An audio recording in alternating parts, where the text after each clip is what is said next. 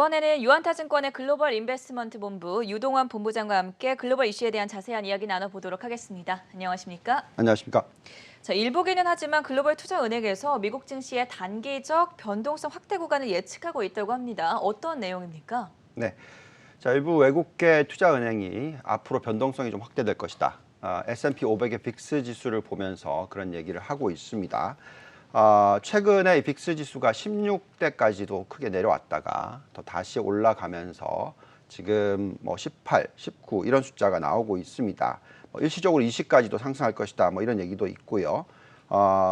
하지만 과거와의 예를 좀 보면 여기 지금 차트가 나오고 있는데 네. 빨간 박스권입니다.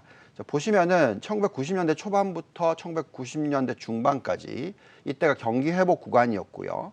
빅스 지수는 17 이하에서 계속 유지가 되는 모습을 대부분 보여줬고 이 구간의 S&P 500은 60%나 상승을 했습니다. 또 그 이후에 중간 박스는 보시면 2000년 닷컴 버블 붕괴로 아주 큰 폭의 급락장이 일어나고 난 이후에 나타난 현상이고요. 이때도 경기 회복이 일어났던 그런 구간이고요.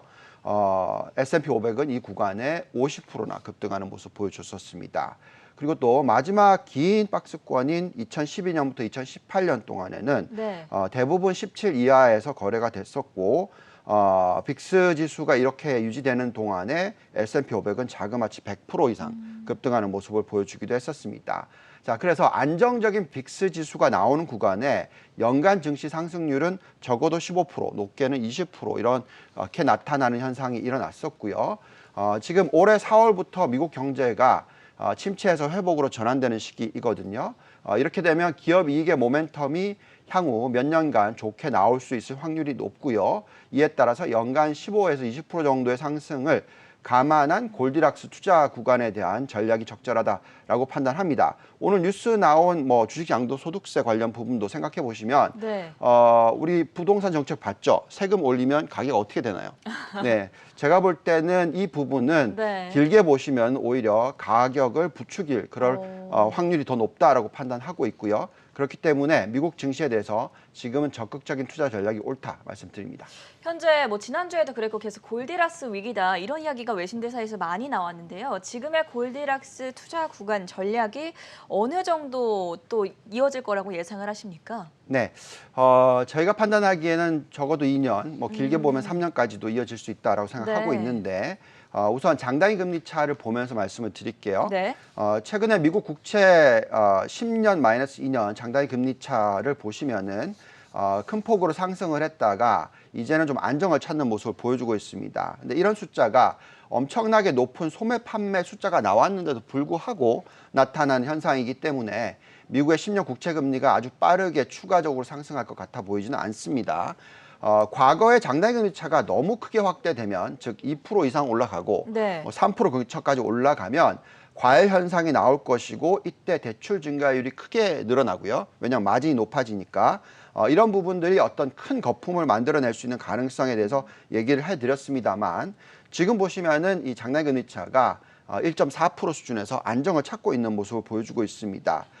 물론 일부 소매 판매 증가율이 큰 폭으로 증가하는 모습을 보면서 작년 동기 대비해서 지난 3월달 숫자를 보시면은 네. 자그마치 27.7%나 증가했기 때문에 엄청난 거품이 오는 게 아니냐, 인플레이션을 자극하는 것이 아니냐라고 말씀을 하시기도 하지만 실질적으로 우리가 보고 있는 이 임금 상승률 전에도 보여드렸던 숫자인데 최근에 오히려 마이너스로 전환되는 모습 보여주고 있고 예. 1%대의 증가율밖에 나오고 있지 않기 때문에 결국 거품이 만들어지기보다는 좀 안정적인 흐름이 나타날 확률이 높습니다. 여기서 또 미국의 은행권의 여신 증가율을 한번 보시면은요. 네. 최근에 큰 폭으로 하락해서 3.78%까지 내려왔어요. 네. 자, 이건 무슨 얘기냐면 M2 증가율, 그러니까 예금 증가율 27%나 되는데 여신 증가율은 4%밖에 되지 않는다라는 것은 은행권이 자신의 이 대차 대조표를 굉장히 안정적으로 이용하고 있다. 그래서 앞으로 미국 경제는 현재 거품이 만들어지는 것이 아니라 안정적인 경제 성장률이 만들어질 확률이 높다라고 말씀을 드리겠고요. 그렇다면 이 골디락스 구간, 안정적인 성장과 안정적인 물가 상승률이 나타나는 구간이 향후 2년에서 3년 정도 나타날 확률이 높다라고 말씀을 드리겠습니다.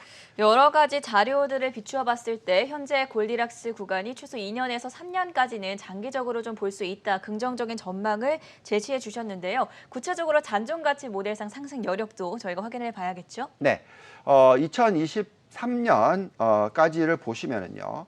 향후 2년 반, 3년 정도의 상승 여력을 보시면은 네. 지금 S&P 500의 지금 현재 올해 앞으로 6개월 내지 1년 동안의 상승 여력은 한 6.2% 정도가 나오고 있습니다. 그런데 여기에 보시면 이것을 만들어내는 자기 자본 수익률이 있는데요. 이게 19%나 됩니다. S&P 500이. 그렇기 때문에 올해 연말이 지나가고 나면 그 ROE가 자기 자본에 더해지기 때문에 네. 상승률이 또 올라가게 됩니다. 그래서 이런 모습을 향후 2023년까지 계속 이어진다면 2023년 말까지 2년 반 동안에 약 한 50% 정도 상승할 수 있는 그런 모습이 나타나게 됩니다. 네. 또 나스닥은 어떨까요? 나스닥을 보시면은 올해 말까지 앞으로 6개월 내지 올해 연말까지 상승 여력이 한 6.9% 정도가 나오고요. 나스닥의 지금 현재 자기 자본 수익률 ROE는 자그마치 22% 가까이 나타납니다. 그래서 연간 단위로 21% 이상의 상승률이 계속 더해질 수 있다라는 것을 생각하셔야 되고요. 이렇게 계산하면 2023년 말까지 향후 2년 반 동안에 약 한 60% 가까이 상승할 수 있는 그런 여건이 만들어질 수도 있기 때문에 지금 현재 시점에서는 미국 투자를 적극적으로 하는 것이 맞다라고 말씀드리고 있습니다. 그렇다면 단도직입적으로 여쭤보도록 하겠습니다. 어떤 섹터에 투자를 하는 게 가장 바람직하겠습니까? 네, 지금 보시면은 네. 바이오 산업이라든지 또 이 반도체라든지 대표적인 성장 업종에 대한 투자가 굉장히 중요할 것 같습니다. 네. 지금 우리가 계속 얘기하고 있는 게 이 4차 산업혁명이라고 그렇죠. 얘기를 하고 있죠. 그래서 이 4차 산업혁명을 보시면은 여러 가지 섹터들이 영향을 받게 되는데요. 네. 보시면은 이 4차 산업에 관련된 산업들이 인공지능이라든지 사물 인터넷, 또 로봇 기술, 또 드론, 자율주행차, 가상현실, 바이오 산업 이런 것들이 쭉 올라오게 됩니다. 자, 그렇다 보니까 우리가 지금 계속 얘기하고 있는 미국에 상장되어 있는 바이오 산업 ETF라든지 아니면 미국에 상장되어 있는 반도체 산업 ETF라든지 네. 이런 쪽에 대한 투자가 굉장히 중요할 것 같습니다. 지금 성장주 투자에서는 반도체 업종 그리고 또 전체적으로 봤을 때는 바이오 업종에 대한 투자를 유효하게 바라봐 주셨는데 반도체 업종에 대한 시각도 좀 더 자세하게 짚어주시죠. 네, 자 반도체에 대해서 다시 말씀을 드리면은요. 네. 지금 반도체 산업은 결국 우리가 지금 얘기했던 인공지능이라든지 사물 인터넷이라든지 로봇 기술이라든지 드론 자율주행차, 가상현실 바이오 이런 부분에 있어서 네. 모두 이 산업에 다 들어가는 것이 반도체다라고 말씀을 드리겠고요. 지금 속스 지수의 ETF 추세를 한번 보시죠. 저게 나와 있듯이 과거 2008년부터 2016년까지를 보시면 연간 상승률이 31% 정도 나왔어요. 그리고 나서 이제 중간에 보시면은 2016년부터 18년 동안 보시면은 연간 상승률이 45% 올라갑니다. 네. 자, 그리고 또 최근 2년 넘게 보시면 연간 상승률이 60%로 올라가요. 자, 이게 무슨 얘기를 해주고 있냐면 그만큼 반도체의 상승 여력이 계속적으로 높아간다. 그 이유는 그만큼 이 무어의 법칙이라는 것에 의해서 네. 반도체 성능이 높아지고 반도체 수요가 높아지고 이에 따라서 반도체 기업들의 이 자기 자본 수익률이 기하급수적으로 늘어나고 있다라는 것이 나타납니다. 그래서 지금 현재 속스의 밸류에이션을 들여다보면은요. 지금 이 상승 여력이 낮게 보면은 거의 한 40% 정도 나오고요. 높게 보면은 110%가 넘게 나옵니다. 네. 또한 지금 현재 이 속스의 밸류에이션상 올해와 내년 또 내후년에 이 자기 자본 수익률이 적어도 30%가 넘을 것이다라고 지금 나오고 있습니다. 자, 그렇기 때문에 우리가 바라보는 이 반도체 산업은 또 다들 좀 요즘에 좀 쉬어가다 보니까 많이 힘들어들 하시는데 그렇죠. 이런 수익률이 나오고 있고 이런 자기 자본 수익률이 나오고 있고 이런 성장을 보여주고 있는 업종을 던지고 다른 업종을 찾기는 어렵습니다. 네. 그래서 지금 현재는 이 업종에 대한 초점이 굉장히 아직도 중요하다라고 말씀을 드리겠습니다. 마지막으로 결론을 내려보도록 할게요. 결국 골디락스 구간에서는 높은 ROE를 창출하는 업종 그리고 안정적인 ROE를 창출하는 데 저평가되어 있는 업종 투자가 중요하다는 말씀이신데 그럼 가장 적절한 투자 업종들 관심 업종에 대해서도 마지막으로 살펴주시죠. 네, 우리가 이제 ETF들을 집어넣고 돌려보면 모델상 어떤 업종들이 매력이 있는지가 나타나는데요. 네. 그 ETF를 보고 판단하면 가장 좋아 보이는 업종이 반도체 장비. 역시나 반도체. 네, 두 번째가 태양광 신재생 에너지.